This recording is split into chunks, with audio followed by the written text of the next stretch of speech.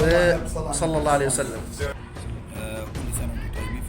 لكل الناس كل سنة وانتم طيبين. كل سنة وانتم طيبين. رمضان كريم عليكم.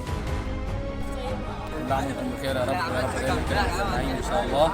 رسالة لشباب المعصرة. احلى شباب. شباب مصر بيكون في أحسن حال وأخلاقياته عالية. دورك ايه في المشاركة السنة دي مع اصحابك واخواتك المسلمين؟ قوية. طيب تقول ايه للناس النهارده الشباب اللي انت شفتها في الدورة وتقول ايه للناس المنظمين للدورة؟ الدورة حلوة، تنظيم حلو، الحمد لله على المكسب. ورمضان كريم على الأمة الإسلامية العربية. أحسن شباب في مصر، شباب المعصرة كلها محترمة.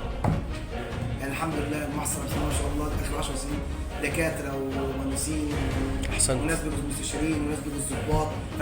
الدورة اللي كل الناس اعتادت على جمالها وعلى حلاوتها وعلى الحماس اللي بيكون في الدورة الرمضانية. فبقول لكل الناس كل سنة وانتم طيبين. بالنسبة للمعصرة يعني أجمل البلاد اللي الواحد شافها يعني. شباب المعصرة دول شباب زي الورد، بسم الله ما شاء الله، ربنا يحفظهم ويبارك لهم. رسالة تحب تقولها؟ المعصرة أجمل شباب في الدنيا إن شاء الله تبارك الله. كل سنة وانت طيب. وأنت بالصحة والسلامة.